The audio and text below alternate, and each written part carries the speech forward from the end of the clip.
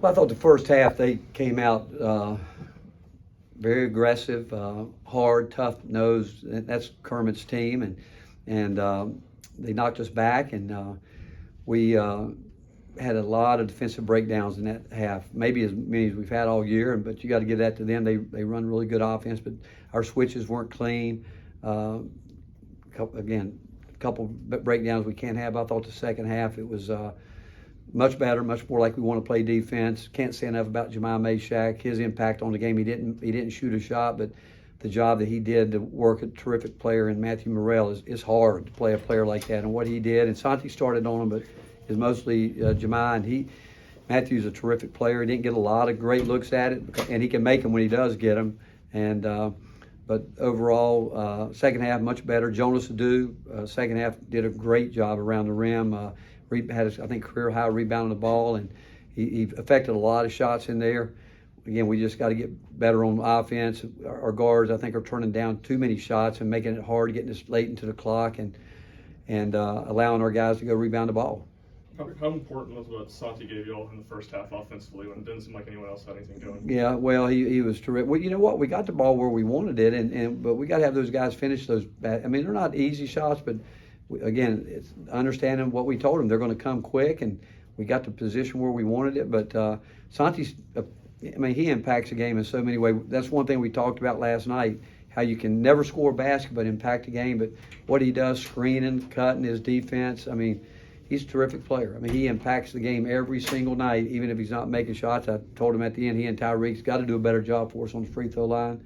But again, I thought Zakai settled down. First half, I thought he was being a little bit too aggressive, and really he's wanting to get it in there, which we want him to do. But if those guys aren't finishing, we got to move on to the next thing. And but overall, it's what you'd expect in a start of the SEC. It's a dogfight. I'm standing here talking, I'm looking at the Kentucky-Missouri game. They're down 9, and that's just the way it is. I mean, everybody starts new. Everybody gets a new lease on life, and starting over. And I've got so much respect for Kermit. I mean, his team's always, it seems like every time we play him, it's a game like this, every single time.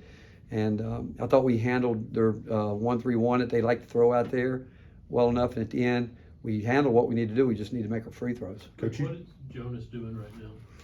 Well, I told him, I said, man, we don't need you shooting more jump shots. We don't need that. We need you to want to go inside. And he can score in there. And when he gets his position, he's got a great touch.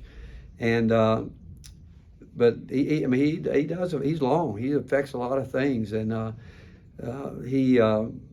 second half, I thought he was just terrific in the lane on the defensive end. And if he gets where he needs to be, these guys will find him. And he does have he has great hands.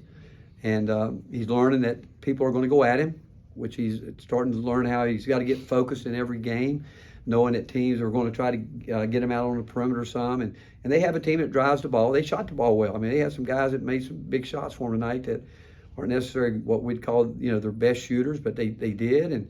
And then early in the game, they were definitely driving our post players. They felt like they could spread the court and get going downhill. So, again, Jonas did adjust. That's one thing. And I told him, you're going to have to adjust, and he did. Is he in line for a bigger role? Yeah, well, you know what? Yesterday, I actually started playing him with the first group because we haven't done that enough with he and Tobey. Tobey didn't practice yesterday. He had turned his ankle the day before. But we're starting to get where he gets more reps with that first group. And if he keeps doing what he's going to do, there's no doubt he's going to play a much different role. And that's the great thing about the game. In the season, roles change. I mean, I don't know what we're going to look like in the end, but the one thing about it is we got a lot of guys right now that I think are, again, Jemiah Mashack makes you think, hey, we got to get him out there. We got to get. I don't particularly want to play offense, defense, but we have to do it. We got to do it, but we can't have any weak links on the defensive end, and that's guys that they're again terrific coaches in this league that attack matchups, and we've got to have guys that'll take that challenge on and not want to be a guy that people can go after. Coach, you always talk about doing your work early. I know Olivier didn't score a bunch tonight, but it seemed like just about every bucket he got was a result of him getting down quick and getting position. He did, and if he'll do that consistently, again, I told him he's got to learn to, again, fight that cardio toughness. He's got to have it. Like his fourth foul was a tough one, where he didn't do his work early in full court transition, just open the court up and let a guy just drive, take him all the way to the basket. And But, you know, he's going to get better. Again, we got a lot of confidence in him, and I think the more he sees it, the more he'll improve with it. You mentioned guards turning down shots. Tyreek didn't take his first shot until well in the second half. Just what do you need to do to get him more aggressive? Well, we've seen it. You guys have watched it too. Some games they are, something. That's where we got to get consistent because we know where we want shots from, and it's tough as a player when you feel it. You know when you got something, but you know, like Santi tonight, you know, he kept driving in there, you know, and I know why he drives, because they chase him into the lane, and we keep telling him, and it's great what he does, but he picked up a charge tonight, you know, where he's got to stop short, but Tyreek's got to believe in his shot. We need him to do that, you know. I mean, he's not being guarded like Santi. You know, Santi is, again, like I said, I know why he turns it up, because they are on his heels and making him do it, but he's a guy that we need to make. We need Julian to make some shots for us. He had a great look at the three earlier tonight, and that's what's exciting. Those guys are better than what we've played up to this point, and it's consistency. We got to get it. We got to know again where the shots are coming from, so we can go get it. Because we do have a group of guys I think will rebound the ball. I was going to, Coach, you talked about rebounding the ball, and a lot of times you get it done by committee. I mean, coming in tonight, I think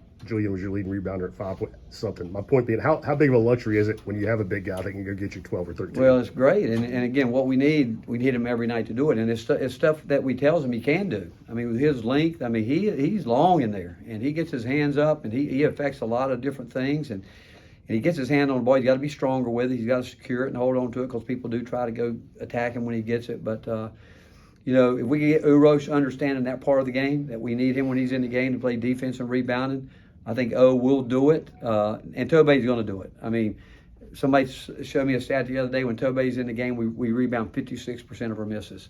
And those are the guys that put us as a coaching staff in a position that we know we got to get them on the court. And if we could get everybody, 4 guys understanding that, then we could really have something.